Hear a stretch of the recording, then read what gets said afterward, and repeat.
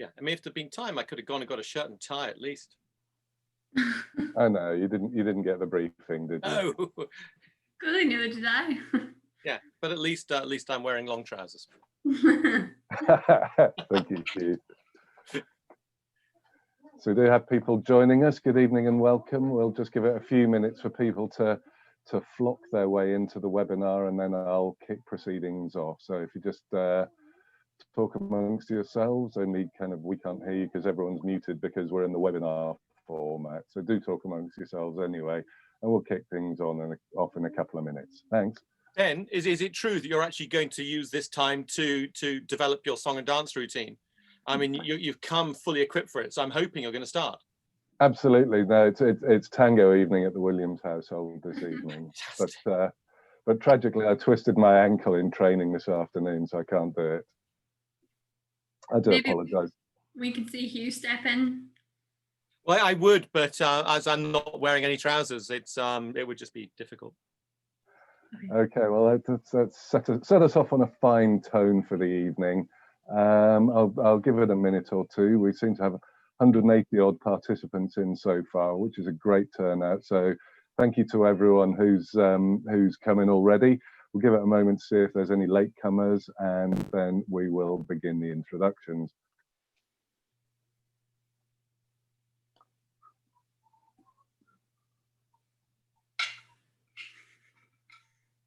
We should have had a musical interlude. Yeah, no, that's what I was hoping he was going to sing for.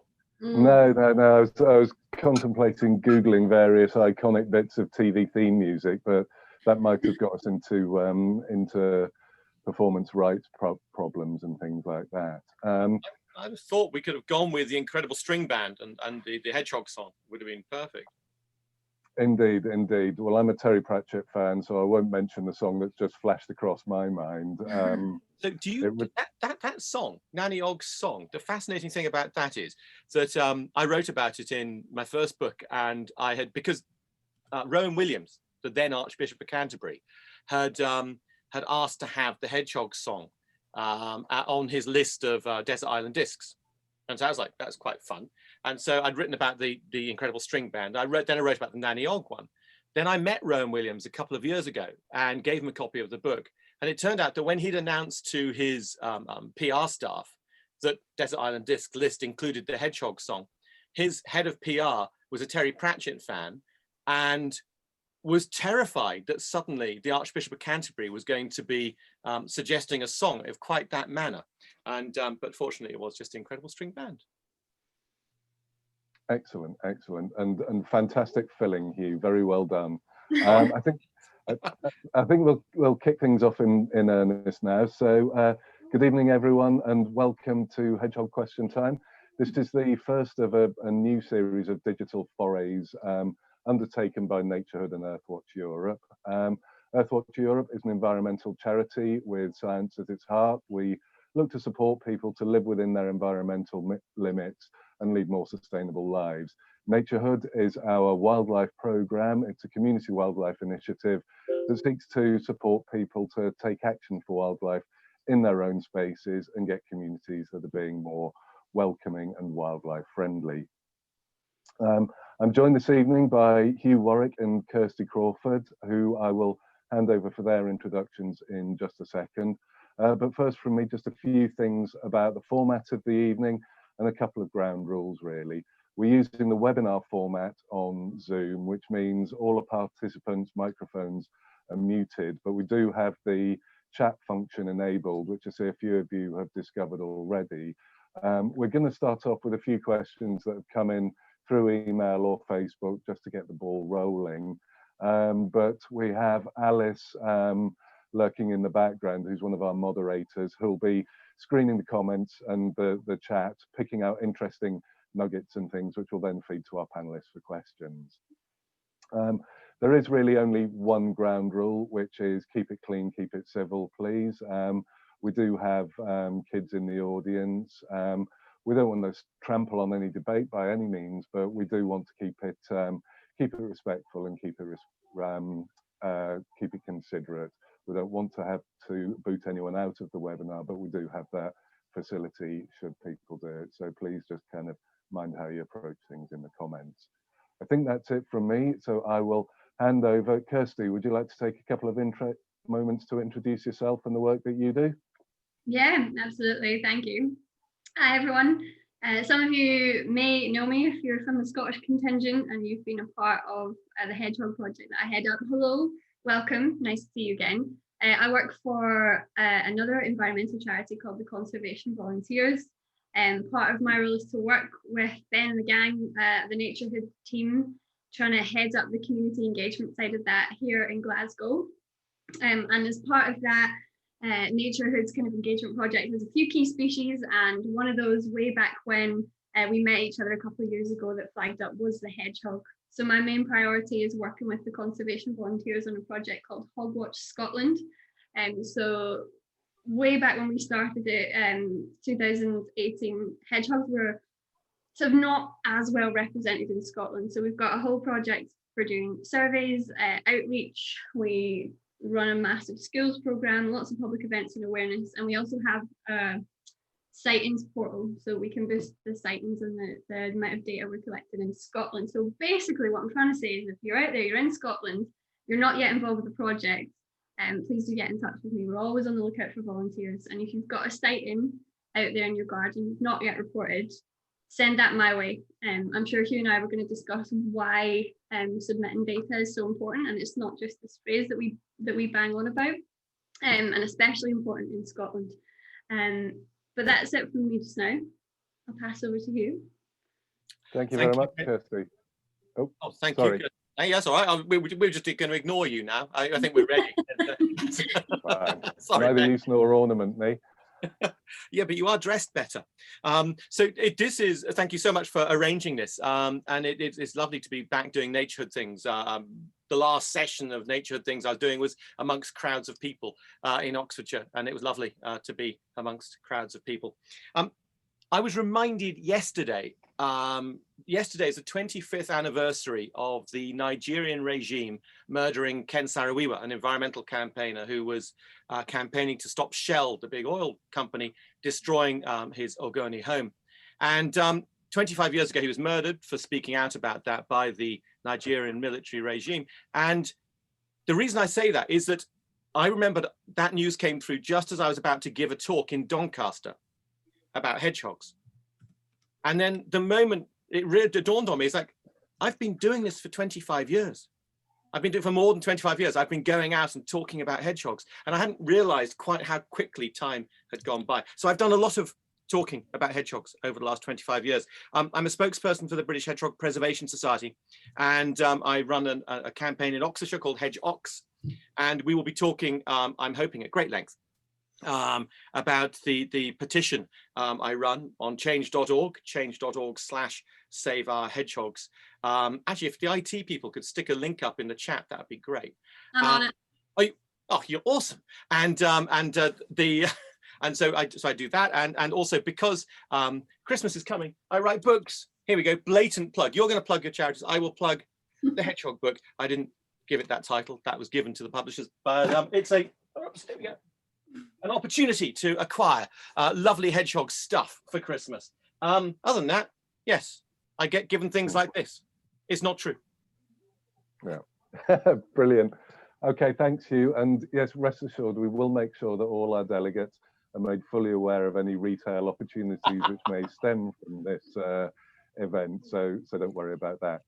All right, thank you very much. We will kick off with a few questions that we've had via the Facebook and the email. I think the first one, generally, the one that everyone's asking, how do we attract hedgehogs into our gardens?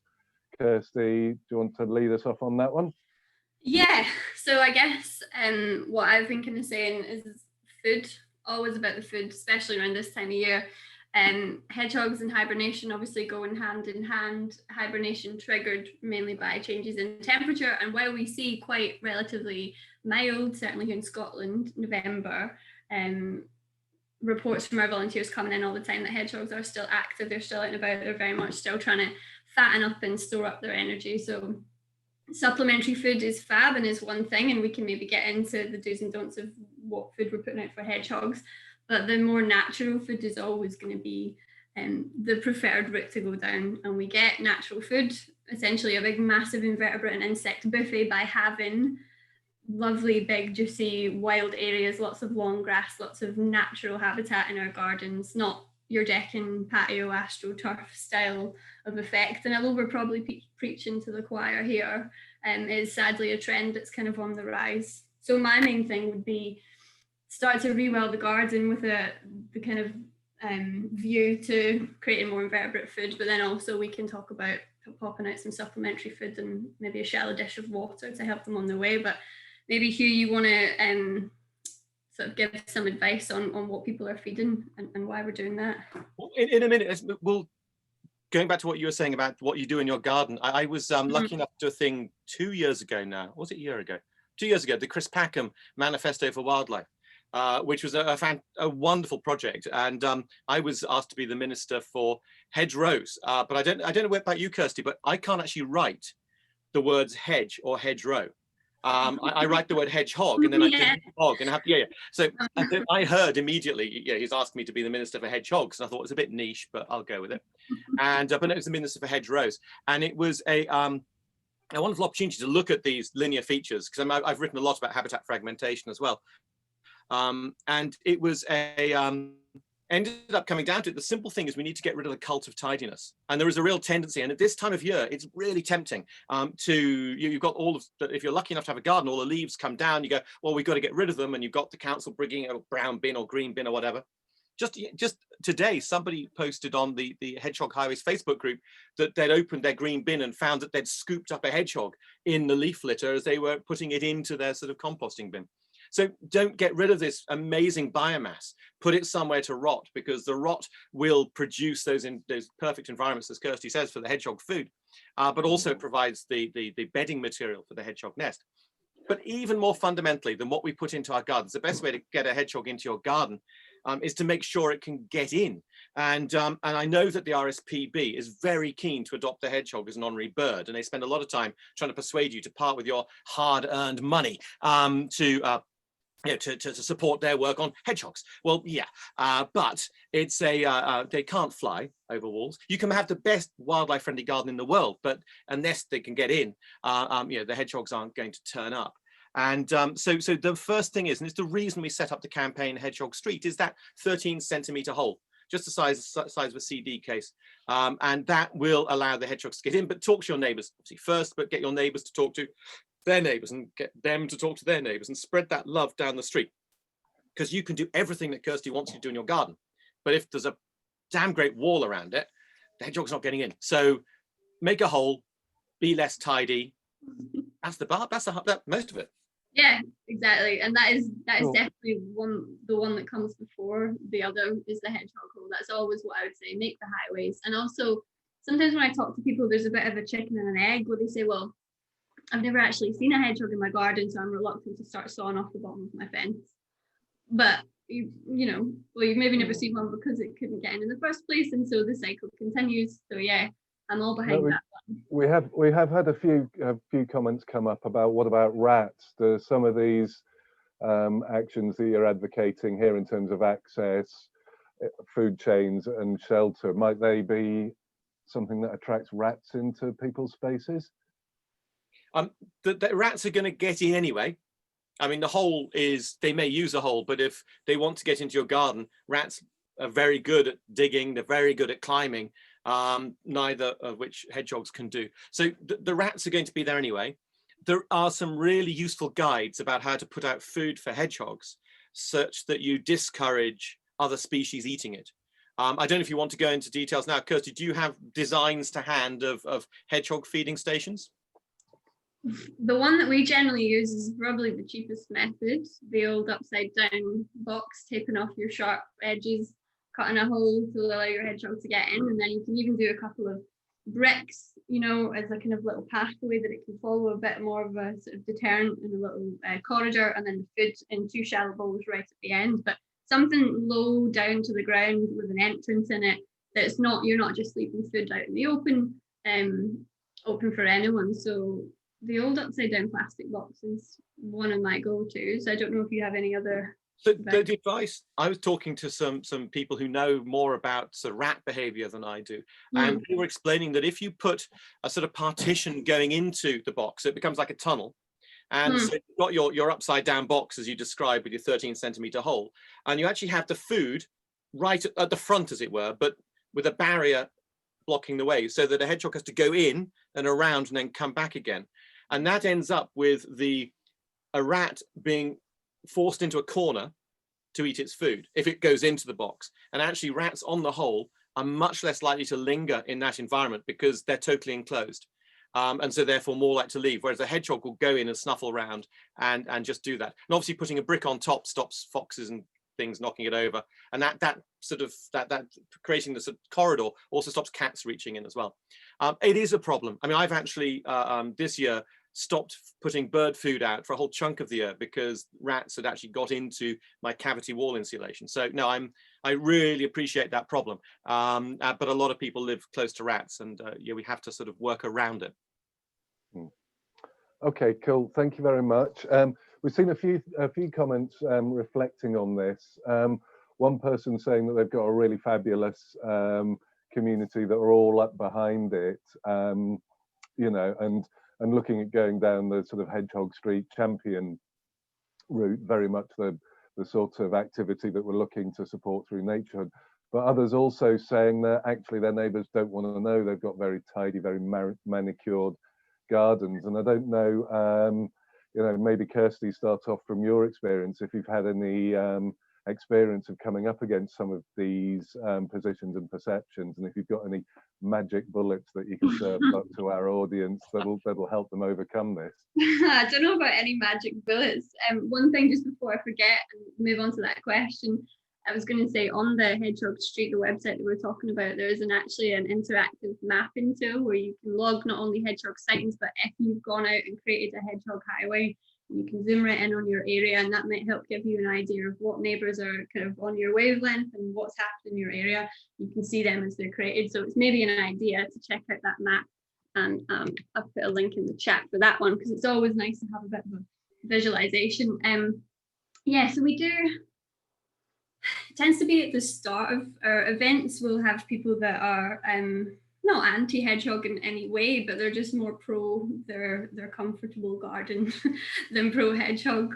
But usually what happens is, I just say storytelling is the way forward. If you've got a message to communicate and you can get over the messages that you want to tell about the hedgehogs, charismatic species, why it's important for our gardens, you know, how little impact making those changes will have on your actual life and the scale of the impact it could have on the animal, in a nice and friendly way.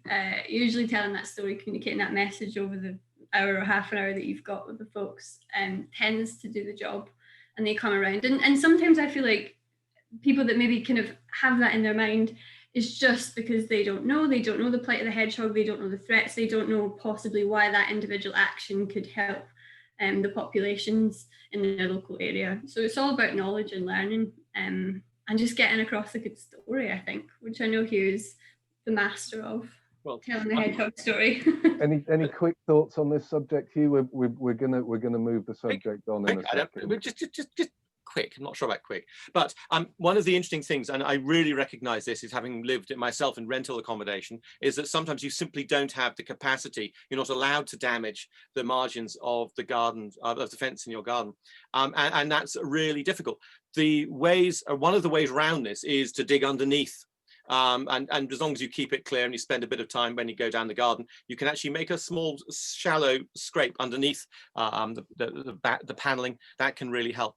And also, if you are able to make holes, but your neighbour doesn't want it, then look for workarounds. Kirtlington, the village in north of Oxford, is a fantastic case in point. They simply they're covered in, they've got loads of stone walls because it's near the Cotswolds, and it's hard work to make holes in those. So they worked out the minimum number of holes you need to make to get the maximum connectivity. So it might be that you can bypass a garden which really doesn't want to let hedgehogs have holes, by opening up other holes along the way.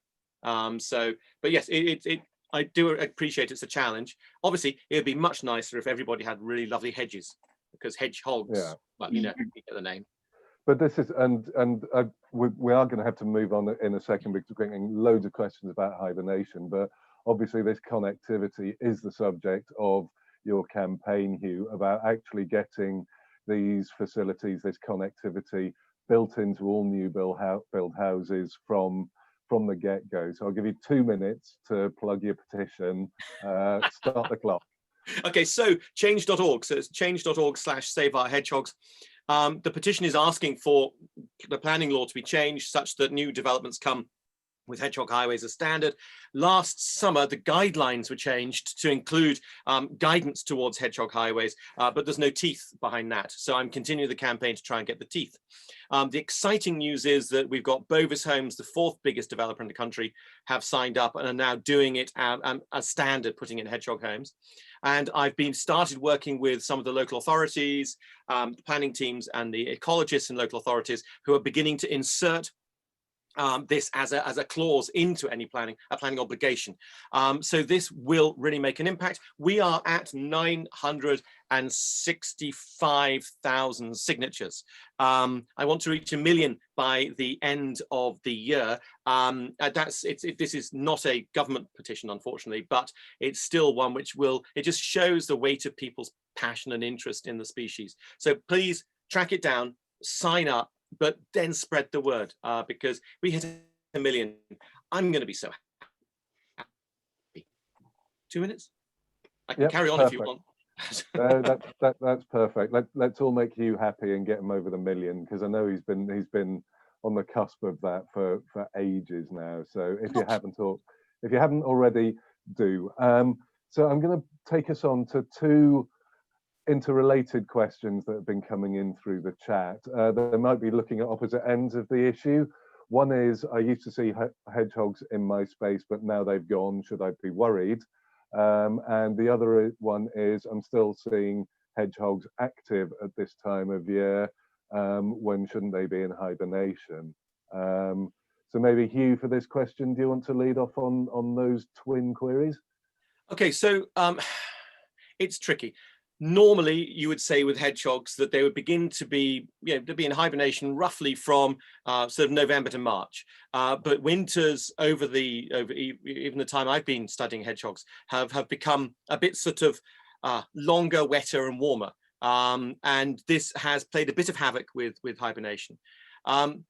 If your hedgehogs have just gone, it could be that they have moved into hibernation. As Kirsty said earlier, one of the key triggers is the drop in temperature. The other is actually the absence of food. And these things are totally related because their natural food stuff is macroinvertebrates. And these obviously are very temperature sensitive. So the hedgehog, it can't dig, so it can only scratch the surface. So if these worms, beetles, etc., have gone deeper underground, the hedgehog's not going to be able to get to them. So hedgehogs still active at this time. It's very mild at the moment in Oxford. I don't know where you are you are in the country. I'm not sure what it's like up in Scotland, but it's very mild at the moment. Are there any insects out there? Are there any worms around? If there's natural food around, then hedgehogs will still be drawn to do that. If the hedgehogs have stopped turning up in your garden, it could simply be that they have moved to somebody else's garden and they've never been your hedgehog anyway, because they can use 20 gardens easily in their home range. So a male will travel 2 kilometers a night, a female 1 kilometer a night. So your hedgehog may well be not your hedgehog. If you remember kids' stories, and I remember them very well, Six Dinner Sid was one of my favorites, about the cat who everybody thought was their cat. And 6 different people thought it was their cat, and so 6 people fed the cat. And eventually the cat got so full that it got indigestion, and 6 people took the cat to the vet. Anyway, it was a fantastic story, but that's kind of what the hedgehogs do. They're quite sort of promiscuous with their affections. Excellent, thank you for that. Kirsty, any follow on to that? I honestly don't think I've got anything to add. Hitting all the points that I would make there. So yeah, we can leave that one, I think. So we have had people saying, I regularly do support hedgehogs. Kirsty, you mentioned supplementary food when it's available. Obviously, with Hugh mentioning that availability of food is one of the triggers that sets off the natural behavior of hibernation. What's the sort of maths around how far into autumn, winter do we keep putting supplementary feed out? Yeah, that's a really good question. I'm not sure I quite have the exact maths to answer it. My general, and I can be corrected if I'm wrong, would be, so for example, if we were still having the sporadic hedgehog sightings in our garden, probably telling us that they are still active and it's good enough time to keep leaving food out. And when even we naturally as humans would recognize that winter has set in and there's the absence of creatures around, that would probably be a kind of natural trigger for us as well. But Hugh, what's your input on that one? It's really, really complicated, this. And I know that the manufacturers of hedgehog food would love us to advocate putting food out all year long for hedgehogs. But that's being slightly cynical, I suppose. But yes, the problem is you've got two triggers towards hibernation, one of which is temperature drop and the other which is absence of food. What I don't know, and again, this is stuff there are researchers looking at the moment, is what impact continually feeding hedgehogs has on their sort of decision process about whether to go into hibernation. Obviously, it's not an active decision. Their body is running on a different sort of clock to that. So we simply don't know what the answer is to that. The advice from the Hedgehog Society is, I mean, you put dried kitten kibble out and bowls of water, which you keep unfrozen in a hedgehog feeding station. And when it stops being taken, stop putting it out. And then if you see hedgehogs out again, then maybe start putting the food out. But bear in mind, you are not the only one feeding, and you're not the only one looking after hedgehogs probably in your street. There are probably other people out there too doing the same. So yeah, it's not an exact science, but basically I can't see a value of if you're putting food out and it's not being taken by anything, then it's just a waste of money. Okay, grand, thank you for that. We've had some people asking as well about the pattern of hibernation. Is it go to sleep in November and good night sweet prince until the springtime? Or is it a bit more fragmented? Can they go in and out of hibernation? Kirsty? Yeah, no, well, very much my understanding is hedgehogs, they aren't going into complete hibernation for those 5-6 months of the year. Which is why sometimes we can have sightings, we can have maybe some slightly concerns, people seeing a hedgehog in their garden in mid-January, and they can wake up and perhaps choose to move nest and site a couple of times throughout that sort of typical hibernation period. I did have another good point to make as you were asking the question, but it's gone to the back of my mind, but it might come back. Just give me a minute to think. Do you want to pad for a moment or so? No, I could do, Kirsty, yeah, you know the rule, kick me when you want to come back in with it. Okay. The pattern of hibernation, we had wondered at the Hedgehog Society and the People's Trust for Endangered Species, when in a Hedgehog Street campaign, we fund a lot of research. And one of the questions was, is climate change having an impact? And this may be something I'm preempting, but is climate change having an impact on the way that hedgehogs actually use hibernation? And so we use data that Dr. Pat Morris collected, who's sort of the godfather of hedgehog research in the 1960s. And he monitored these first sightings people had of hedgehogs in the spring all the way up the country. And his thesis was that he was testing, his hypothesis rather, was that there would be hedgehogs in Scotland were coming out of hibernation later than hedgehogs in Hampshire. And there was a rough gradient up the country like that, with obviously microclimatic differences along the way. And so we thought if we replayed that, we might see a difference, a shift. And the data was so muddy. It was so unclear. And it's because of what Kirsty has just said, is that my understanding is that hedgehogs tended, when winters were a bit squarer, if that makes sense, tended to go into hibernation and come out of hibernation, maybe with a move throughout. And now, because winters are soggier, they are being pulled out of hibernation more often, and they're being seen more often. So it just meant the data wasn't as clear cut as we thought it might be. In terms of how hedgehogs don't need to hibernate. The hedgehogs in Norway, for example, hibernate for a couple of months longer than the hedgehogs in the UK, but the hedgehogs in the North Island of New Zealand, which are exports from the 19th century, the ones in the North Island of New Zealand don't tend to hibernate at all. So they don't need to hibernate. They just hibernate because they've got prickles. And the prickles, just modified hair, meant that they lost the capacity of using an insulating layer of fur to be able to cope with the cold weather. So it's all tied into their prickles. So they don't need to do it. And if there is enough food and enough, they will come out during the winter and feed. And I know that rescues will tell me, that they've had babies in January, which is just wrong. You're supposed to be asleep now, but they are obviously waking up. Yeah, Awesome. I think Thank you very much. Kirsty, the only point I was going to make, was basically just linking back, but more about the reporting sightings from my point of view, and reporting sightings and data collection for that reason, to still help monitor those trends. Last year, the 2019 kind of tail end of January, beginning of February was pretty mild, and then March was blizzard season. We had those terrible storms. So even just weather events like that are going to wreak a bit of havoc. But continuing to monitor throughout that period over 10, 20 year period will allow us to kind of monitor the trends, check back, and understand the effect that perhaps climate change and weather more broadly is having on hedgehogs. So another plug for sightings from me.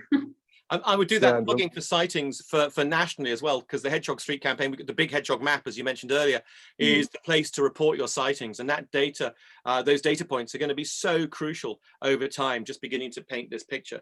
And we will absolutely come on to sightings and the science side of things a little further down the track. We're going to move on and talk about food in a second. Just one more question, perhaps linked to that, is obviously there's a lot of people do get concerned about hedgehogs. I think people talking about seeing one in the garden in January. Are there any signs that you would advocate that might give people a clue as to whether it's actually a hedgehog in distress, or if it's simply, migrating between hibernation sites as part of a normal behavior? Hugh? So, the basic rules are, if you see a hedgehog sunbathing or looking drunk, they neither sunbathe or drink alcohol, that is. So if they're looking a bit wobbly, if they're, I've had people, it's been out there for a day enjoying the sunshine, so no, it's dying of hypothermia. Please, don't leave it there any longer. During the warmer weather, if they're also being bothered by flies, that's another key point as well. But the main thing is they're a nocturnal species, and if they're out during the day, there is probably some sort of problem, unless they are, you've had a sudden downpour of rain and they're actively moving. Their nest may have been flooded, or they look like they have a purpose. There's a difference between that sort of slightly tottery hypothermic hedgehog and the hedgehog on a mission because it's moving from point A to point B. It's not simple, it's not straightforward, and there is a cost to hedgehogs for our intervention. So it's not just, we should choose to intervene as little as possible. So we have to make those choices carefully. And it's why the British Hedgehog Preservation Society has on its website the phone number, and I shall repeat that towards the end as well. Maybe that could be popped up. That's a 24/7 thing. And you'll get put in touch with a local rescue, and they will be able to advise based on local climatic conditions as well. Brilliant. Thank you very much. Kirsty, anything to add to that? No, for me, I would really be along the same lines of just mindful of the wild animals and sort of interfering as least as we possibly can. I'm just popping the number up here that Hugh you mentioned. You're so much better at this than me. I should be, I'm kind of, focused on my hair and stuff like that. But no, you're great. Multitasking. We will, by the way, be sending a follow-up email out to all our participants, so we can make sure that we harvest useful details like that, and we'll follow it up in the email. I'm aware that the chat is cracking on at quite a pace, so a lot of things might be buried in that. Thank you for that. We're going to move on to the contentious subject of food. I think it's one of the aspects of hedgehog ecology where there is just swathes and swathes of information going around, some of it good, some of it bad. We've had a number of questions around mealworms. We've also had a question about pet food and the fact that, dried pet food varies enormously, and are there any specific ingredients in pet food that you should look for or avoid? You're both folk with a lot of experience of the species and in this sector. What are your sort of top do's and don'ts around food, but maybe particularly touch on the mealworm subject as well? I don't know who wants to lead off on that one. Hugh? Go for it, Kirsty. I've been talking far too much. Well, listen, to be honest, I'd be interested to hear what your overall views are. I know that we've had conversations, but we've not actually talked about mealworms. I feel like anytime you want to talk about hedgehogs, mealworms needs like a whole sort of library on its own. My understanding, what I would say, and certainly what the research is saying, although perhaps not fully concrete, is that to do with the calcium content that's contained within mealworms, and to do with the fact that it's basically like giving a 3-year-old a Mars bar, the slightly addictive, more kind of attractive qualities that mealworms have over hedgehogs. One may lead them to kind of, if you're feeding them every night and that's their go-to garden, then they're going to be seeking out the absolute treat of their life. They're going to be coming to your garden. They may become addicted, if you want to use that word, or slightly more reliant on it. And mealworms don't contain the nutrients, and not nearly enough of the kind of, the whole array of nutrients that hedgehogs need to have a nice solid diet. So we could further down the line, due to there not being enough calcium contained in them, see slightly upsetting issues and bone deficiencies, hedgehogs, with some problems with their limbs, if they were solely reliant on mealworms in your garden. I don't know, that is my understanding of it, but I would be really interested, Hugh, to hear anything further on that as well. Well, the best food is quite simply to have a wonderful wildlife friendly garden rich in all of the macroinvertebrates that the hedgehog needs to eat, because then you're also benefiting a whole bunch of other wildlife too. You're not putting out additional food which may fulfill your fear of rats or whatever. It's a really, that is the principal go-to thing. Have a wildlife friendly garden, and that will meet most of your needs. Have a wildlife pond so there's a constant supply of water. We forget about water in the winter. When the weather gets really cold, hedgehogs out of hibernation, frozen water's no good for them. Make sure that there's a shallow dish of water which you replenish for the hedgehogs as well as for the other species too. There is so much sort of angst and energy spent about shouting at people for feeding hedgehogs the wrong things, and it is such a waste of energy a lot of the time, because people are doing what they feel is best. There are some things you really shouldn't do. The Hedgehog Society is advising not to feed mealworms simply because there is some evidence of its metabolic bone disease. We know very clearly that hedgehogs are lactose intolerant. The trouble is that hedgehogs don't know that they're lactose intolerant. So they will eat, they will drink milk if it's put out for them, but it can give them an upset stomach. I mean, a case in point with that is that the Hedgehog Society ran an 8-year campaign against McDonald's because its McFlurry, which I'm not sure whether it's an ice cream or a yogurt or milkshake or something, cup thing, actually had a design which was perfect for a hedgehog to get its nose into, but then it couldn't get its head out, and then hedgehogs being found dead with a hedgehog stuck head inside this McFlurry cup, and they were after the milk inside it. So they will eat it, but it's not good for them. So the idea was that that's what you'd feed the hedgehogs, and it comes from the simple thing that one of the great myths of the hedgehog was that they steal milk from recumbent cows, and this is why we should exterminate the hedgehogs, because they're thieving our milk. But they don't. If you've ever looked at the teeth on a hedgehog and the size of a hedgehog's mouth and the size of the teat of a recumbent cow, you can see that's not going to work. Yeah, there's a whole bunch of stuff which you shouldn't do, but the main thing to look at is to work out what you should. They're carnivores, they need meat. And that's the ballpark. And the easiest food is something like kitten kibble, some of small little kitten biscuits, as long as there's water there, because it's easy to put out, it's not so smelly, it doesn't go off so quickly, and it's something that the hedgehogs will eat. And as long as if you check on the Hedgehog Highways Facebook group, there's a whole listing about the varieties on there in the notes. If you go to the Hedgehog Society, you will be able to ask there as well. And they will guide you towards best. I think it's Sainsbury's kitten kibble at the moment, which is, somebody may shout at me if that's the wrong one, but anyway, it's go for something simple and straightforward. They need meat, give them meat. Best meat is wild meat, stuff in the garden. Thanks. Just on that, I think we understand, we get the message very clearly that the wildlife friendly garden is your go-to best option.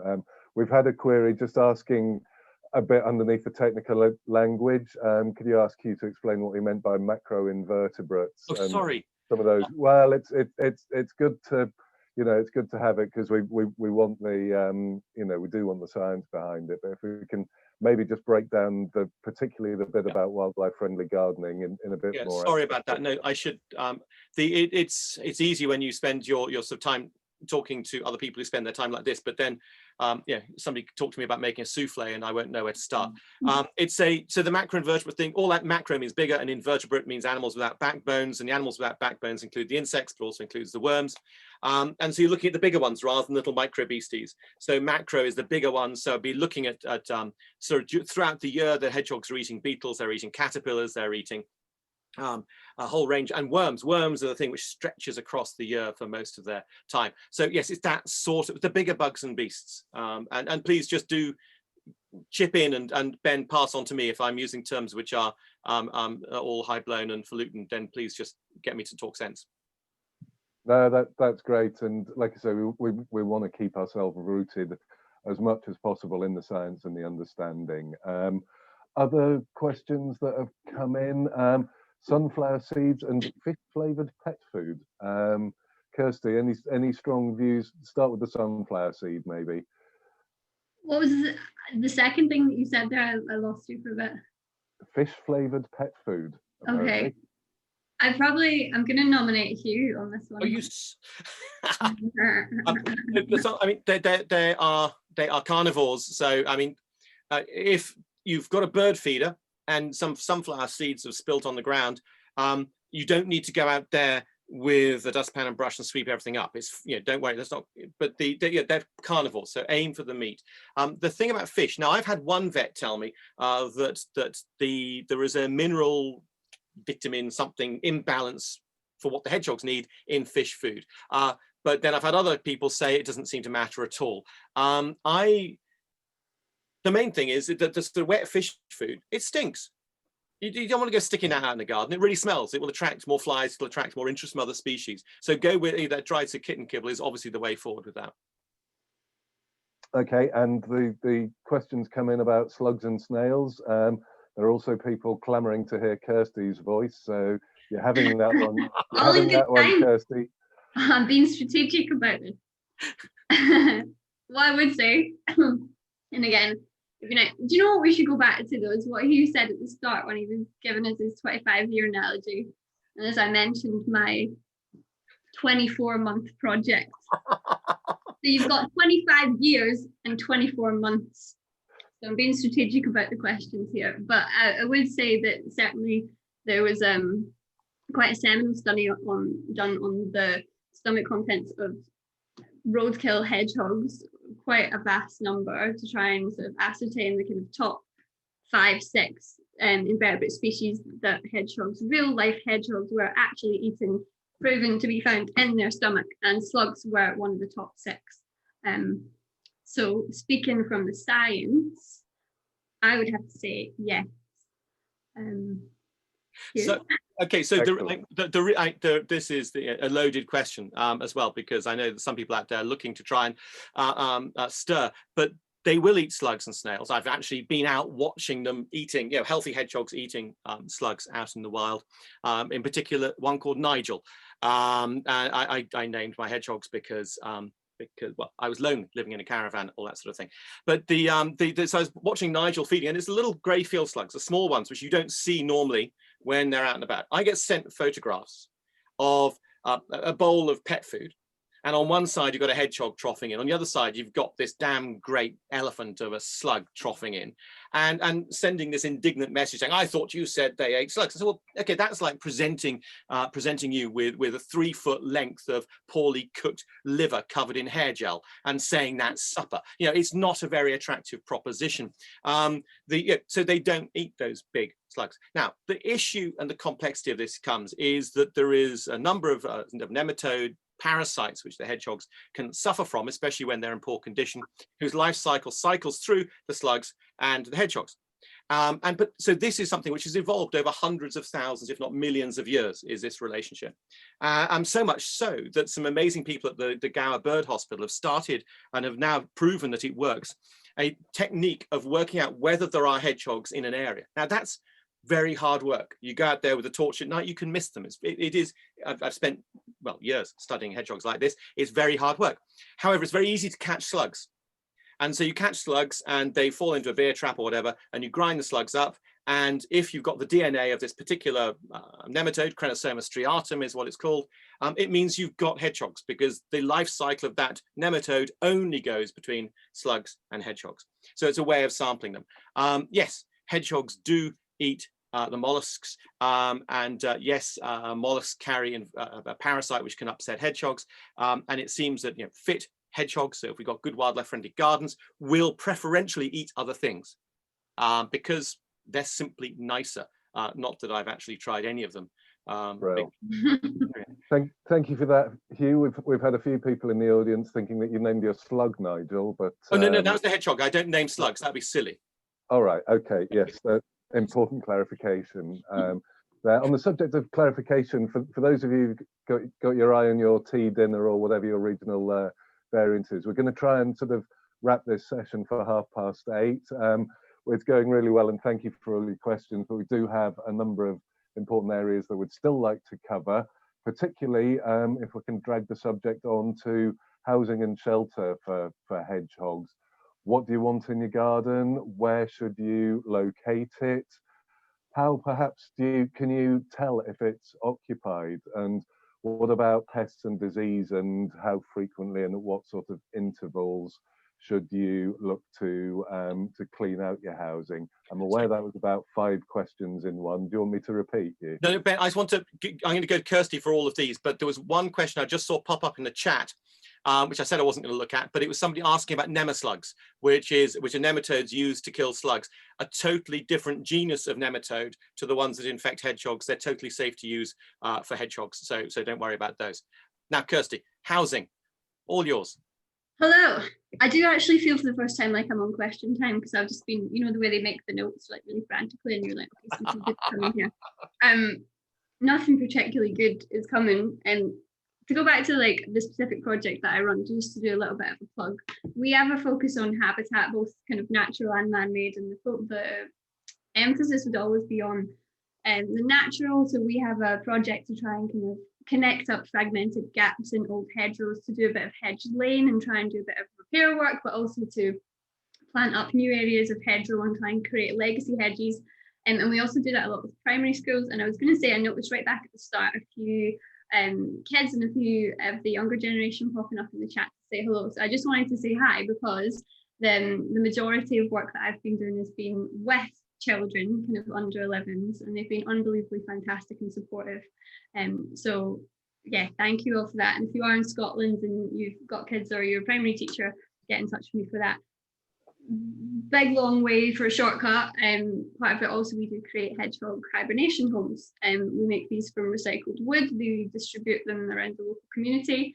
If you can't have the natural, then it would be the next best thing. So if you can't have things that we're talking about, like rotten leaf and log piles and the really kind of quiet and decaying habitat, and potentially some really kind of thorny, bushy areas and low-lying hedgerows for hedgehogs, then a hibernation home will do. You can buy them, you can make them yourself. There's been some, I've kind of read the sort of the dome one that you get with a bit of mesh and the tunnel in it. Some of the cheaper forms of that have had some kind of dangerous aspects, the sort of spikes hanging a little bit low, so I'm not too sure on that aspect. If you've got a hibernation home, you want to pop it in your garden. I try and put it as close to the sort of most overgrown, the most kind of natural area, a quiet, shady place, somewhere that's not going to get disturbed too much, especially with the hibernation period. What was in the other massive list of questions? I've got a little thing to add into that, if that's all right. So we did, so the hibernaculum, which is the hibernating nest, which they're aiming to do now, is the biggest of their nests. They need as much space as possible. And going back to the food thing, it's the same. If you've got a wild patch, you don't need a hedgehog house. And I've been quite suspicious about hedgehog houses, especially the ones you can buy. And then because I have friends of mine who come and show me the fact that there's a hedgehog nest, and they've made the nest behind the hedgehog house. They've not used the hedgehog house at all, because what the hedgehog needs is a structure against which and under which to pull lots of vegetation, which they roll around and around in, and their spines comb the leaves in particular into this layered structure, which is very well insulated. But my misgivings about hedgehog houses was somewhat sort of overcome by a study that we did through the Hedgehog Street campaign called the Hedgehog Housing Census, and it showed that actually, shop board hedgehog houses were used, but actually the hedgehog houses used most were the homemade ones. I think this was more to do with the fact that you've got a people excited about seeing a hedgehog, they will build a hedgehog house. You know that your uncle really likes hedgehogs and you don't know what to get him for Christmas, so you buy him a hedgehog house. So I think there is a part of it, it's a bit of a sort of skewed data, but the hedgehogs did use the hedgehog houses. Yes, it seems better if they're in quiet places, but quiet places underneath vegetation, but they seem to be using them when they were right up near the house as well. So it works, they work. But the main thing is to make sure you have a hedgehog house, but if you've tidied up all your leaves and sent them off to the council for composting, they've got no bedding and they won't use it. So don't tidy up your garden, leave the leaves for hedgehogs. Excellent. We've got lots of people who I can really identify with as a parent saying that they splashed a load of cash on a flashy hedgehog house and it's just dossing on the outside when, my kids on the expensive bunk beds and sleeping on the floor is a bit of a similar one. Hugh, you mentioned multiple different types of housing. I understand if they're just sort of hunting, foraging, resting up for a day, then they'll literally just sort of doss down under a handful of leaves. Maybe Kirsty, do you want to explain a bit more about the different types of shelters and nests that hedgehogs use? Yeah, certainly. So like you said, hibernacula is the kind of word for the larger, really chunky, sturdy nest that they're looking for. And I was trying to find here, the graphic that I mean that's kind of in the presentation that shows the three You're doing stages. that as well. I can't stop you showing me up. Oh, is that what you're doing? Okay, sorry. So there's a really nice graphic that explains that really nicely. Okay, so while you do that, if we go way back to the summertime and fairer weather, hedgehog nests can look pretty much sort of invisible to the human eye. They look like pretty flimsy and possibly not well put together structures. In fact, they're not really structures at all. So that could literally be the long grass that you have on your border, a little kind of tussock of grass with a sort of little hole that's been burrowed in the middle. It's not essentially a contained structure at all. And to that end, it makes them highly vulnerable to things like mowers and strimmers, which, a lot of us tend to be whipping out in the summertime anyway. So yeah, a lot of kind of injuries and potential cause for fatality around strimmers and mowers and hedgehogs that have this natural tendency to want to nest up in what is effectively your long grassy border. Yeah, I don't know if you've got anything to add to that here. Also, I mean, throughout the year, there are actually three nests. So as Ben was describing, they're very flimsy day nest, which is, and it depends a bit on the weather. I mean, in worse weather, they will put more effort into making a more structured day nest. And then the females, pregnant females, will build a nest, a breeding nest, which is more robust still. And often that seems to be found underneath a much more rigid structure, if they can find it. And then obviously the biggest of them all, the hibernaculum. And the interesting thing about the hibernaculum, I find this fascinating, is that all of that insulation isn't just to keep the hedgehogs warm, it's also to keep the hedgehogs cool. It's like a thermos flask.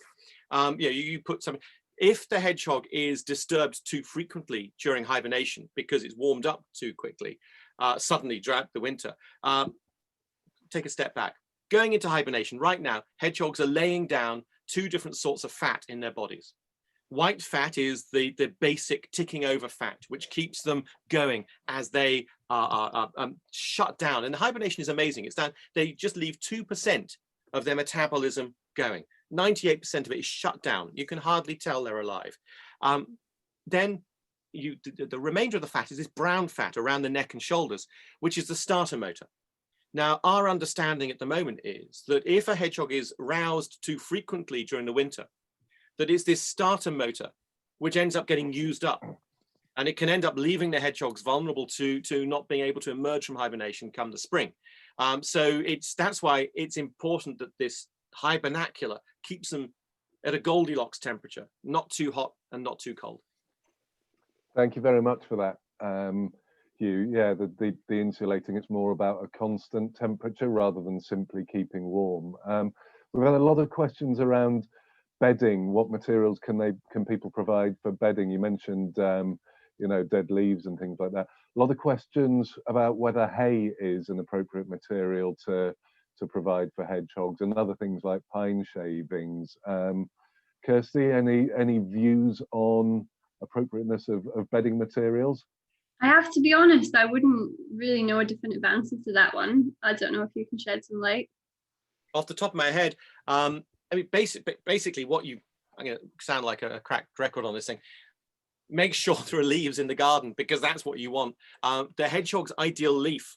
You don't want the really big sort of horse chestnut, sycamore leaves. They're too big, and pine needles are no good, even though I made up a lovely story about larches and hedgehogs. But they need those little, the oak leaves, the hazel leaves, all of those sort of small to medium-sized leaves. And so get those. You don't need to go to the trouble of supplying stuff. Now, if you are supplying stuff, trouble is that my memory right now is I remember a conversation which was stating the difference between hay and straw and which one was preferable. Maybe somebody could put something authoritative in the comments and the chat whilst we're on, and to remind me of what that was. I can't remember which would it be, but mainly I would say you shouldn't be doing. Emily says hay. Was that hay as in high, or was that hay as in hay? I'm presuming hay as in hay. So okay, hay is softer. Thank you. You see, I just have leaves in my garden. So hay, if you got it, and but mainly, yeah, make sure you don't tidy up too much. Okay, I think we get the point that they're fairly resilient. No, I'm going to keep on going. Probably make the best of whatever's available, but good supply of mid-sized leaves is the gold standard here. Just a final bit on shelter and housing before we move on.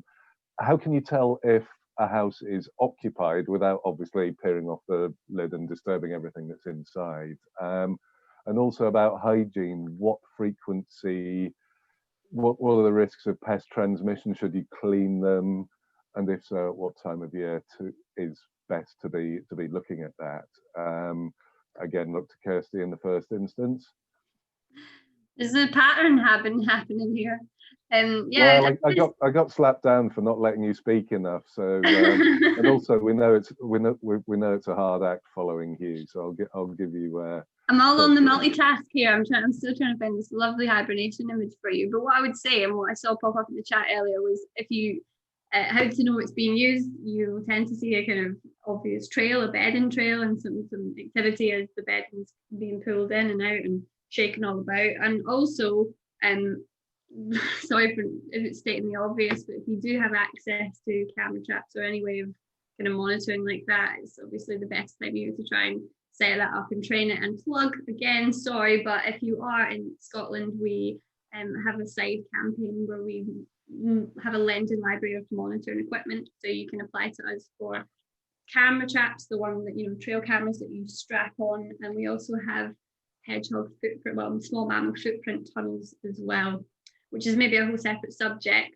But yeah, just keep that in mind. You have to be in Scotland, unfortunately, but we're trying to just provide a few different bits and pieces to help you with your monitoring efforts. So actually, the simplest is you go a bit Ray Mears with the hedgehog house, and you stick a little. I mean, I've seen it actually coming up loads in the chat coming through. What's popping up? You put a couple of sticks just leant up against it, and the hedgehogs will knock them out if they're coming out. Don't go looking inside a hedgehog nest box now to go, oh, I wonder if I've got a hedgehog. Just don't, because it can cause the disturbance from hibernation. So please just leave them be. In terms of hygiene, wait until the summer is here, as it were, well, the spring is here. Unless, of course, this winter is going to set in and we're not going to leave 2020. We're going to be stuck in 2020 for the rest of our lives, which may be some horrific thought. Anyway, so assuming that we get through that and into 2021, wait till the spring has come, wait till there's evidence of hedgehog activity, and then go and look if it may not have been used at all. It may that it's full of hedgehog poo because they've decided to use it as a feeding station or something. In which case, do clean it out. Soap, warms, soapy water and stuff. You don't go spraying loads of chemicals in there because you've no idea what other impacts that might be having. Okay, we're going to move on to the depressing subject of hedgehog decline soon. A couple of quick fire questions that Alice has just pinged in. Will grapes harm hedgehogs? Hugh? Will what? Grapes. I suppose if you used a catapult or something. I mean, Can I say at this point that Earthwatch in no way advocates the projecting of fruit towards hedgehogs under any circumstances. It's not big and it's not clever. It is interesting. Aristotle, bless his cotton socks, he probably didn't have cotton socks, suggested that hedgehogs collect food for hibernation by collecting fruit on their spines. And there are various pictures, like the Aberdeen Beastery, etc., has got pictures of hedgehogs climbing up grapevines, collecting fruit on their spines. This is not true. People, I mean, we can revere the great ancient Greek philosophers, but some of the stuff they wrote was complete nonsense, including how hedgehogs mate, but we may get onto that later. But yeah, they don't collect fruit in their spines. Hedgehogs are carnivores, and grapes won't harm hedgehogs unless propelled at extreme velocity from a catapult. Right, whereas small cubes of cheese and pineapple are entirely appropriate. Kirsty, is there a compass direction that hedgehog houses should face? That's a good question. I don't actually know the answer to that. No. Okay. No, that's fine. The advice we've always given was not north or not northeast, basically, to where the prevailing cold winds come from, just simply because it's kind of a hooling gale straight up your opening. And so go for the warmer bit. But actually, if it's up against an edge, try and get it sheltered, try and get it put away underneath the hedge. Yeah. Okie dokie, thank you for that. That was the quick fire round. So we're going to talk about the well, look, you can tell me to leave it now, but I did just remember about our 8 quick fire questions. Or true or false. Do you remember?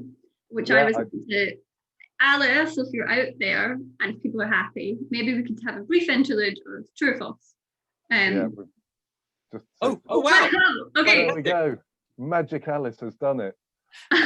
Thanks, Alice. All right, so we've just got 8 kind of silly little questions. It was meant to be a bit of an icebreaker for you. I don't know what the opposite of icebreaker is, but that's what this could be. So we'll set the timer for 1 minute and just have a go. True or false? 8 questions there for you to answer. So you can click away and we'll see where we stand. I've got to take issue with that first question. I mean, if you think about it, okay. Hugh. The last universal common ancestor. I mean, we actually all descend from the same organism. So yeah. I mean, this is, yeah. I really, I take issue. Sorry. It's a poorly put together quiz. I won't say who put it together. I'm stroking my hedgehog mascot for comfort. I should get my taxidermied hedgehog out, but that might offend some people. Just casting around, I've got the various bits of children's artworks decorating the place. So, but there we go. Someone's asking, is the submit button working? I think so.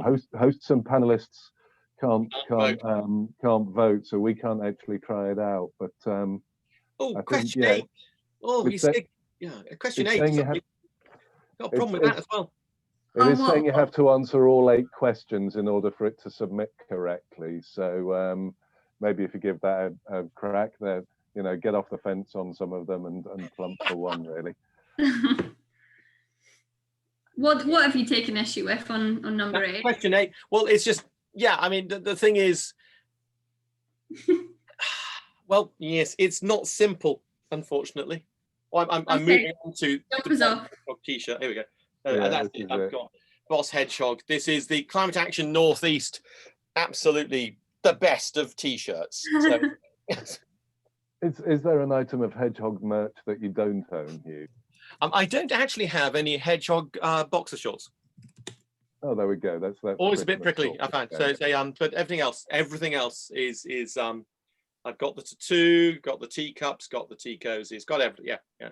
Excellent one. Much as I'd love to continue with this epic level banter all evening, Alice, you're right to wrap up the poll and everyone cross your fingers and see if the results display.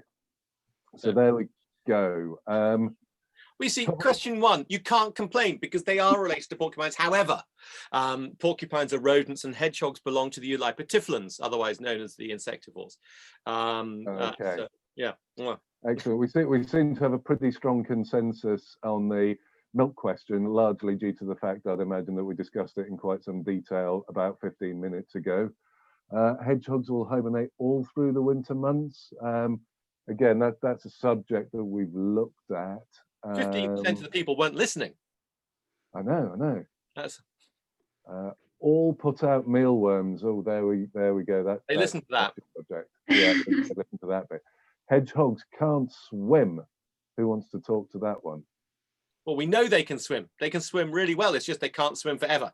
So that they are then prone to drowning in swimming pools and steep-sided ponds. Hence, wildlife ponds with a beach area, fine. But yeah, they will. Pat Morris actually found a hedgehog quite far out in the lake when he went out paddling one day. So yeah, they will give it a go. Excellent. Hedgehogs are vulnerable to extinction. Everyone's been looking at their IUCN lists. Got that right. 7 and 8, a bit more grey area on it. Hedgehogs can transmit fleas to our pets. We're going to come on to the hedgehog-pet relationship in a bit more detail in the next question. So maybe we'll bench that for that. And the other thorn in Hugh's side from this, question 8, hedgehog highways are included in new property development plans. I saw someone say only with Bovis homes, but you see, that's the nuance that was missing. There we go. Yeah. But thank you so much for putting together a poll. Yeah. There we go. Okie dokie. So we are going to be talking about sort of the issues that are facing hedgehogs. Obviously, we know they're in decline. They are at risk. We talk a lot about the threats that take place in the countryside and why the urban and around towns is becoming much more important. So we'll go into that. But equally, particularly, are my cats and dogs a risk to hedgehogs? Are hedgehogs a risk to my cats and dogs? So Hugh, I'll give Kirsty a breathing space and invite you to chip in on this one, really. So which one? You asked me 4 questions. Yes, just the 4. Okay, so I wasn't paying any attention at all because I assume you're going to go to Kirsty. Okay, cats and dogs. Cats on the whole, whilst generally being evil to some extent, are not going to hurt. Am I causing trouble with that one? I know how that's going to kick off in the comments. Don't worry. But, I managed to tame a robin during lockdown, so it was coming and feeding from my hand. And oh my goodness me, if any of my neighbours' cats had killed it, there would have been a problem. So some dogs will certainly kill hedgehogs, and you will know if you've got a dog which is prone to that sort of thing. They doesn't even need to be sort of big scary ones, and the Hedgehog Society's got some very good advice about if you've got hedgehogs in your garden regularly and you've got the sort of dog which gets very excited by the presence of hedgehogs, the dog will just go and stand by the hedgehog and bark at it, which means the hedgehog's getting stressed, your neighbors will hate you, and so you should probably form a way of acting on it which is going to help everybody. So we just ask you put the lights on before the dog gets let out. You maybe let the dog bark once or twice, or you let them out, go out with them on a lead if they're going to be causing trouble. In the end, hedgehogs will avoid gardens with that sort of active level of threat. But it can be a problem, but most will be okay with it. And the other way around, hedgehog fleas are species specific. Their Latin name is Archaeopsilla erinacei. They live on hedgehogs. That second name, erinacei, is the Latin for hedgehog. So these are hedgehog fleas. They can jump off. This is why the question was a bit too sort of polar. They can jump off and land on a cat or a dog, but they can't live on it. So and actually the hedgehog, and the reason why people think hedgehogs are covered in fleas, and this is very much one of the old staples of hedgehog life, is because the hedgehog you're most likely to see is going to be covered in fleas because it's going to be in daylight. You're more likely to see a hedgehog in daylight simply because it's easier to see it. And as we now know, if you see a hedgehog in daylight, there's probably a problem, and the hedgehog's probably ill. Ill hedgehogs get more parasites. They get more ticks, they get more fleas, they get more nematodes, they get all sorts of these things. So the hedgehog you see in daytime is more likely to have fleas on it because it's probably ill. What else did you want to ask me? And Kirsty? Well, why are hedgehogs in decline in the countryside? Why are hedgehogs in decline at all? Clearly, there's a big, strong following. They're these fantastically iconic animals. What's causing them all this trouble? Okay, so I mean, the figures, every 3 years, the British Hedgehog Preservation Society and the People's Trust for Endangered Species produce the State of Britain's Hedgehogs report. And the most recent one of those was 2018. The new one's coming out hopefully beginning of next year. And what the 2018 report showed was that there's been a 50% decline in rural hedgehogs and a 30% decline in urban hedgehogs since the turn of the century. So in the last 16 years of data. The urban population has leveled off. So that decline has actually leveled off since the previous survey, which is a really great thing. Most of our work has been done in suburbia. But the issue with rural hedgehogs is far, far trickier. The amount of data coming out now showing, and I'd use the word macroinvertebrates again, but the bigger bugs and beasts, the decline in insect life and other invertebrate life in our farmlands is so catastrophic. I mean, the really terrifying figures from Germany from a couple of years ago showing a 75% decline in flying insect biomass over just a 27-year period in protected areas. Study after study shows that essentially hedgehog food has gone from these wider landscapes. Now that, coupled with the fact that badgers fragment the landscape, chop it up into smaller places by creating a landscape of fear. Yes, badgers will also predate hedgehogs, but it seems the principal thing is that they stop hedgehogs moving through the landscape. Add to that the fragmentation caused by industrialized agriculture, simply making larger fields, which hedgehogs can't cross. Add to that the fragmentation of busy roads. It makes life very difficult for a rural hedgehog. Kirsty, talk, please. Well, you're taking, I'm making the notes here, and then I'm going, right, he said that one. Okay, good. No, but no, this is the positive thing. Like, I think we just need to keep spreading the messages, because I think once you get a grasp of the key messages, you know, the reasons for hedgehog decline do become clear, and the more people that know about them, the more we can help spread the message. So there is no point in us trying to sort of chip in and whatever and get the last word, just as long as everyone's taking this on board and sort of really processing it. I would say one thing is that we started this project in Scotland.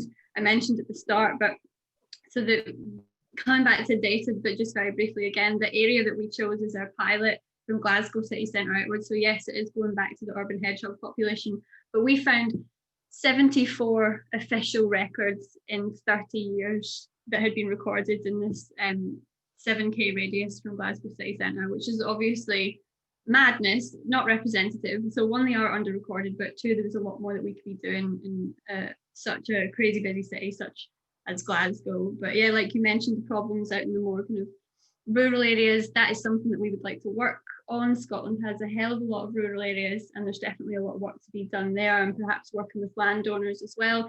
Hedgehogs are one of the species that needs collaborative work, and we need to be speaking to each other.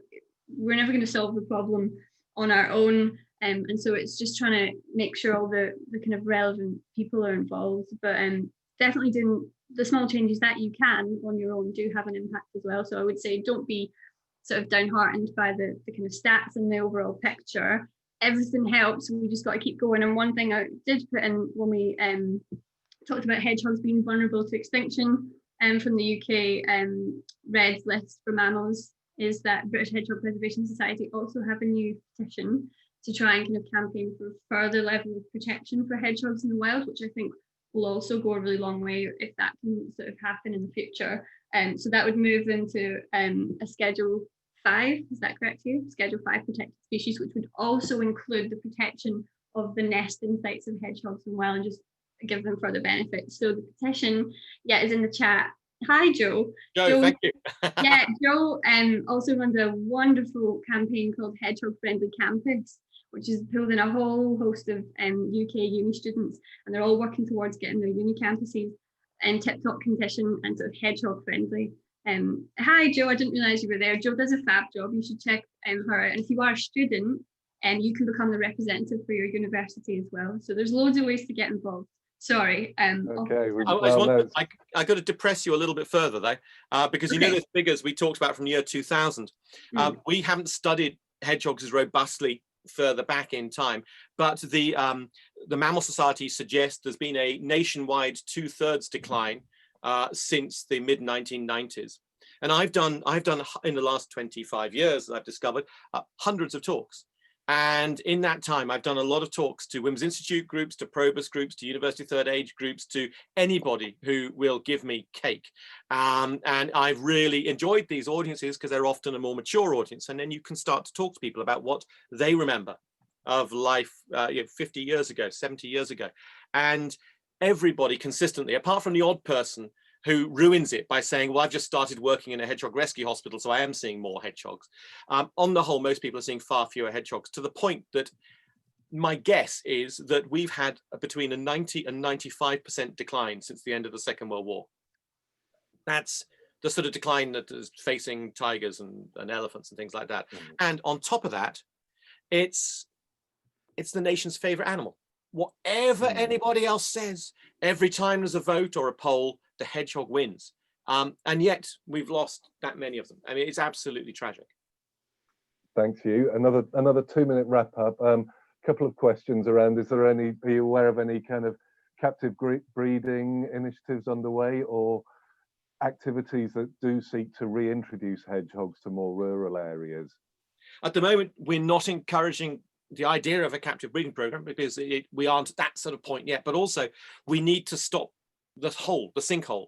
At the moment, we go and pour a bunch of hedgehogs in there. I've had people contacting me and saying, they're killing the hedgehogs in New Zealand because they are eating a lot of the ground nesting fauna, so the conservationists over there are killing them. So how about we send them back to the UK? But the cause of their population decline is still there. And until we stop that, there's no point pouring more hedgehogs into that hole. We need to deal with the problem of the fact that we are 300,000 kilometers down on peak hedge. That's how pretty much since the end of the Second World War, we've lost 300,000 kilometers of hedgerow. Of the remaining 500,000 kilometers of hedgerow, the vast majority are in poor condition. They're not there as a robust, connected landscape feature. They're just a bunch of mangy old trees held together by wire. We have lost the food in that landscape as well. So there's no point pouring hedgehogs into that space until we fix that problem.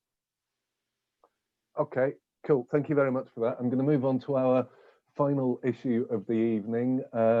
Obviously, we talked about lots of big systemic problems need big systemic solutions, and to inform that, we obviously need lots and lots of evidence. So this, particularly Kirsty, because I know this is right at the heart of what you're doing up in your project in Scotland. This is a chance for you to get out your soapbox and give everyone a little rundown of, I mean, obviously Naturehood is the benchmark of all wildlife-based citizen science projects, and we'd encourage anyone who hasn't already signed up to it to do so.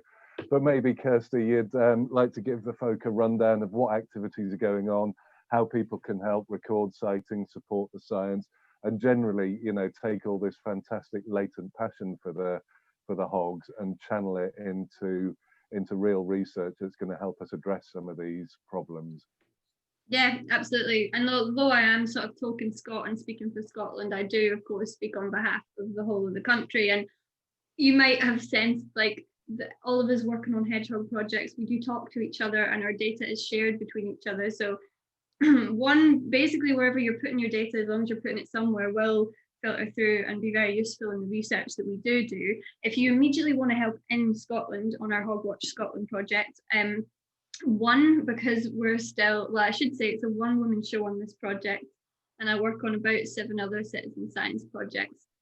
So I head up Hogwatch Scotland. I'm mega passionate about it, but I would need about 44.5 hours in the day to sort of give it my attention, the attention that I want. But so for now, sightings, you can email them to me. I just need to know where you've seen it, with the grid reference, the status of the hedgehog, as we call it, was it dead or alive, and when you've seen it, and a date as well.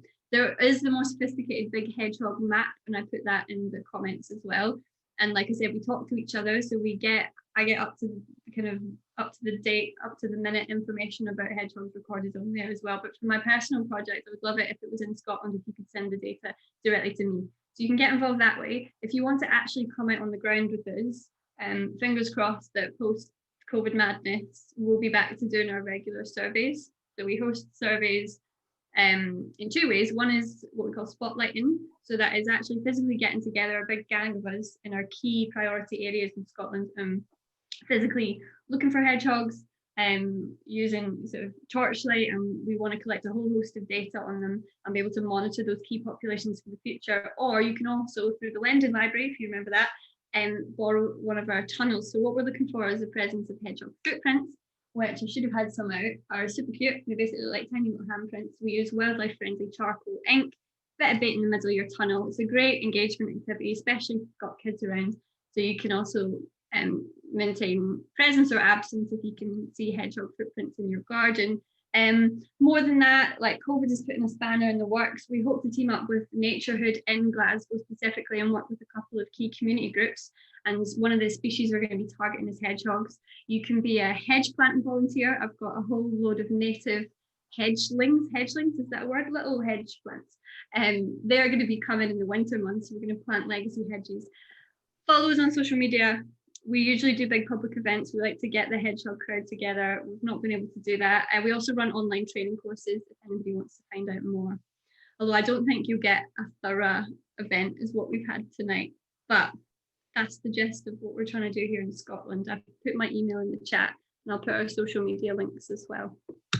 If I can come in with some of the work that Hedgehog Street do. So as we've mentioned, the big Hedgehog map is where a lot of these data points are funneled. But there's a Living with Mammals project that the People's Trust for Endangered Species run, a citizen science, which is with quite a degree of commitment and hard work, along with also the rather unfortunate Mammals on Roads work, which gives us one of the most robust ideas of hedgehog population change, because hedgehogs have not got any cleverer when it comes to cross the roads. It certainly, through the People's Trust, there's a lot of opportunity to do good citizen science work as well. And keep your ear to the ground of the work that we're helping fund, because a lot of the researchers are needing people as well to help. When I've been out radio tracking, it's really great to do that. So find out who's doing the research, see if they want a buddy to go and help with it. And the Mammal Society, you can get the tracking tunnels from there as well. So those are all really quite important. And I'm trying to think which other ones are really crucial bits of work at the moment. What I would just say right now, so this is skipping slightly away from the science, but we're nearly at the end of it. Please, it's winter. You've not got a lot of other stuff to do in the garden. Make a hole in the fence. Okay, I'll say it again at the end as well, but just make a hole in the fence, please. With appropriate permissions and consent. Oh yeah, that one too. Yeah. That one too. Okay, that's great. We've also, I think we totally get that. Number one thing is make your spaces wildlife friendly in many of the ways that we've been discussing. And obviously, there are loads of resources out around Naturehood and all our partner organisations about how you can go about that in a size and at a scale that fits your space. You don't need half an acre of lush suburban lawn in order to provide a decent resource for a hog. So there's loads of things that can fit to every space. Support the science, that's obviously a big one, and Kirsty's given us a really good overview of that, and we will harvest all of the useful looking links and things like that out of the chat that have been going on, and we'll include them in the follow-up to this. So if you haven't been keeping an eye on the chat, because I know it has been motoring along, then you won't miss out. We have had some people saying which charities are the best to donate to for everyone wanting to donate to a worthy cause. Now, I'm incredibly biased on that because, of course, you can donate through Naturehood, but I wonder if either of you guys have got any particularly notable outfits that, if people did want to make a donation to the cause, would be recommended. Well, I'm biased because I work for the British Hedgehog Preservation Society. It's about one day a month, but I work for them. Yeah, that's where the research gets funded from. So us and the People's Trust for Endangered Species, that's where the money comes from, to be able to allow the research to be done, to allow us to learn what is best to help hedgehogs. You were talking about sort of the scale at which we're operating, our gardens. Remember, for a hedgehog population, a single population to survive, there need to be a starting population of around 30 individuals, but they need nearly a square kilometre of landscape connected up. So it keeps going back time and time again, is that bit of look to, that was done through our science work, getting Tom Morehouse at the University of Oxford to do a modelling exercise. So that is absolutely crucial. And Kirsty, you better be now getting donations coming in for the conservation volunteers as well, I hope. Yeah, of course, but it is a partner project, and Hogwatch Scotland is funded by the British Hedgehog Preservation Society. None of it would be possible without you guys. You can donate to the conservation volunteers. Yeah, we are an environmental charity. We're working to do good things for people and nature. But for this specific chat, hedgehogs are the main goal. So I would be behind the BHPS 100%. Someone just asking for my email there. I'm just going to pop it in the chat again, but I know all this is getting circulated around. And I should say, just as a side note, bang on about Scotland and all the wonderful things and asking people to get in touch. But just to reiterate again, it's just only me. And I do try my best to reply to you all, but it might take me a couple of weeks. But that shouldn't discourage you from getting in touch. I love hearing from people, but it just takes a little bit of time at the minute to get around to you all. But yeah, if you're interested, get in touch. Oh, Kirsty, I fully appreciate that, because the Hedgehog Highways, a Facebook group, I've got two amazing moderators who work with me, and the amount of work that we deal with, there's over 14,000 people actively engaged with it there. And it's a great place to go for advice and guidance.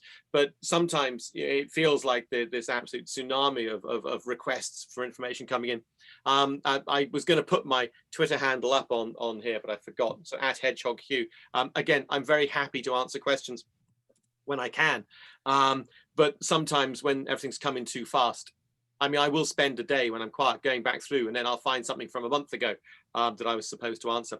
And yeah, it sometimes takes a while, because again, I work in my little shed at the bottom of the garden, and I know it's odd to think this, but there is more to me than hedgehogs. I do other things too. Indeed, indeed. All right, thank you very much to everyone. I'm going to draw things to a close here. Just to reiterate, we have been recording these presentations, so we'll make the session and elements of it available through our channels in due course.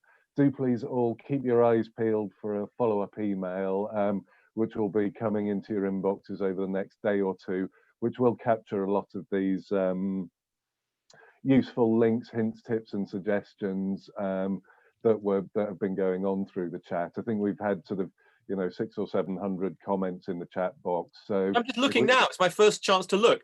Oh my goodness, that is amazing.